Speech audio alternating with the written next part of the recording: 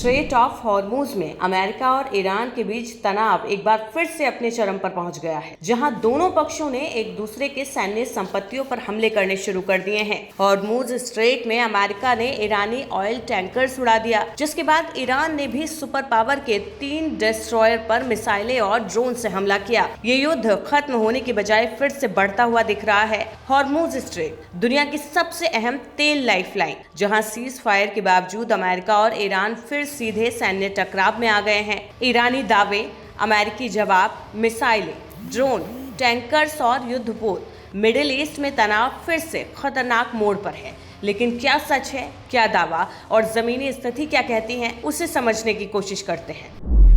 7 मई को straight of Hormuz में अमेरिकी और ईरानी बलों के बीच फिर से फायर एक्सचेंज हुआ। ईरान का दावा, अमेरिकी कार्रवाई के बाद उसने अमेरिकी डिस्ट्रॉयरों पर मिसाइलें और ड्रोन दागे।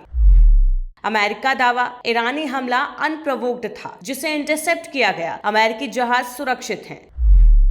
इसके जवाब में अमेरिका ने ईरानी लॉन्च साइट्स, कमांड सेंटर और सैन्य ठिकानों पर सेल्फ डिफेंस स्ट्राइक की। अब सवाल ये उठता है कि क्या अमेरिका ने ईरानी ऑयल टैंकर्स को उड़ा दिया? रिपोर्ट्स के मुताबिक अमेरिकी सैन्य कार्रवाई में एक ईरानी फ्लैग टैंकर वेसल को निशाना बनाया गया, लेकिन अलग अलग स्रोतों में नुकसान की प्रकृति अलग अलग बताई गई। कुछ में उसे डिसेबल करना, कुछ में स्ट्राइक। अभी तक स्वतंत्र रूप से ये पुष्टि नहीं की गई है कि पूरा टैंकर उड़ा दिया गया। वहीं ईरानी मीडिया ने 3 अमेरिकी डिस्ट्रॉयर टारगेट करने का दावा किया, लेकिन अमेरिकी अधिकारियों के मुताबिक यूएसएस ट्रक्स्टॉन, यूएसएस मिशन और अन्य जहाजों पर हमला विफल किया गया और जहाज ऑपरेशनल रहे। अभी तक किसी विश्वसनीय स्वतंत्र स्रोत ने अमेरिकी डिस्ट्रॉयर के डूबने या गंभीर तबाही की पुष्टि नहीं की है। हॉर्मुज को लेकर आखिर ये दोनों देश अपनी जिद पर क्यों अड़े हैं और हॉर्मुज इन दोनों के लिए इतना अहम क्यों है, इस पर एक नजर डालते हैं।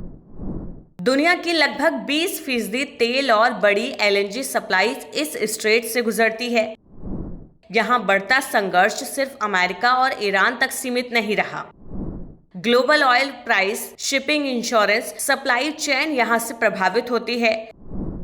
एशिया यूरोप ऊर्जा सुरक्षा को सीधे प्रभावित कर सकता है। हॉर्मुज पहले से सैकड़ों हजारों जहाजों की आवाजाही प्रभावित होने की रिपोर्ट्स हैं। डोनाल्ड ट्रंप ने ईरान को चेतावनी दी है कि अगर शांति और डील आगे नहीं बढ़ी तो कड़ी कार्रवाई हो सकती है। हालांकि अमेरिकी प्रशासन की आधिकारिक लाइन ये भी कह रही है कि मौजूदा सीज फायर तकनीकी रूप से पूरी तरह खत्म नहीं हुआ। अभी हालात फुल स्केल वॉर और सीमित सैन्य दबाव के बीच झूल रहे हैं। सबसे बड़ा खतरा मिस कैलकुलेशन का है, यानी एक और बड़ा हमला, गलत पहचान या किसी कमर्शियल शिप पर बड़ा वार और पूरा क्षेत्र खुली जंग में जा सकता है। फिलहाल सबसे बड़ा सच ये है कि सोशल मीडिया पर कई तरह के दावे पूरी तरह से सत्यापित नहीं। पुष्टि यही है कि हॉर्मुज में अमेरिका और ईरान के बीच सैन्य टकराव बढ़ा है, मिसाइल ड्रोन एक्सचेंज हुए हैं और वैश्विक ऊर्जा बाजार पर इसका असर गहराता हुआ दिखाई दे रहा है। दुनिया की नजर अब इस पर है कि अगला कदम कूटनीति होगा